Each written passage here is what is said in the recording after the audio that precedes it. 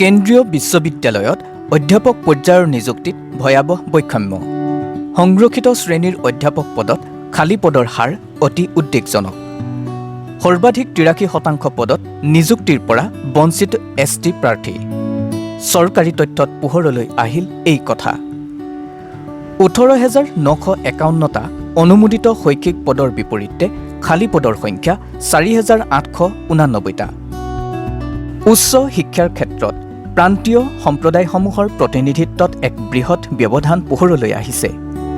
চৰকাৰী তথ্য অনুসৰি ভাৰতৰ কেন্দ্ৰীয় বিশ্ববিদ্যালয়সমূহত অন্যান্য পিছপৰা শ্ৰেণী, OBC, দলিত, অনুসূচিত জনজাতি আৰু জনজাতীয় অনুসূচিত জনজাতি শ্ৰেণীৰ বাবে আবণ্টিত অধ্যাপক পৰ্যায়ৰ পদসমূহত খালী পদৰ হাৰ অতি উদ্বেগজনক।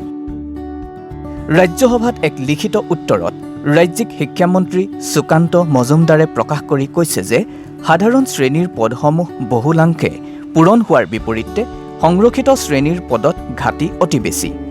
আটাইতকৈ উদ্বেগজনক বৈষম্য অনুসূচিত জনজাতি ST শ্ৰেণীৰ ক্ষেত্ৰত দেখা গৈছে, য'ত অধ্যাপকৰ ৮৩% পদ খালী হৈ আছে। ২০২৫ চনৰ ৩০ জুনলৈকে ১৪৪টা অনুমোদিত পদৰ বিপৰীতে মাত্ৰ ২৪জন জনজাতীয় অধ্যাপকক নিযুক্তি দিয়া হৈছে। দলিত SC শ্ৰেণীৰ বাবে ৩০৪টা পদৰ ভিতৰত মাত্ৰ ১১১টা পদ পূৰণ কৰা হৈছে, অৰ্থাৎ খালী পদৰ হাৰ ৬৪%। আনহাতে OBC শ্ৰেণীৰ বাবে ৪২৪টা অনুমোদিত পদৰ বিপৰীতে মাত্ৰ ৮৪জন অধ্যাপকক নিযুক্তি দিয়া হৈছে, যাৰ ফলত খালী পদৰ হাৰ ৮০%।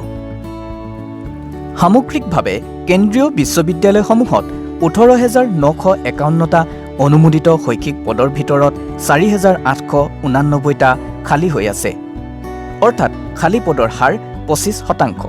কিন্তু সাধাৰণ শ্ৰেণীৰ মাত্ৰ ১৫% পদ খালী থকাৰ বিপৰীতে সংৰক্ষিত শ্ৰেণীৰ ক্ষেত্ৰত এই সংখ্যা তীব্ৰভাৱে বৃদ্ধি পাইছে, যিয়ে উচ্চ শিক্ষাত সংৰক্ষণ নীতি ৰূপায়ণত ধাৰাবাহিক বিফলতাকেই সূচাইছে।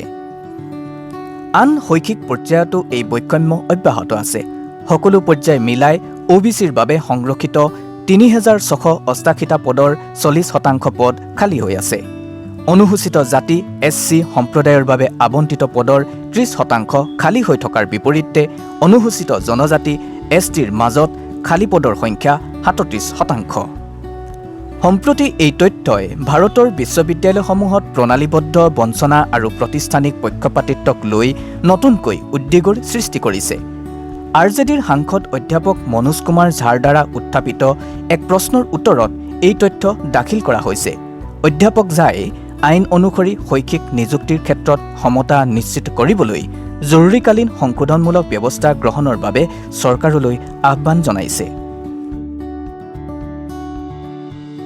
নিউজ ডেস্ক ৰিপৰ্ট, নতুন সময়।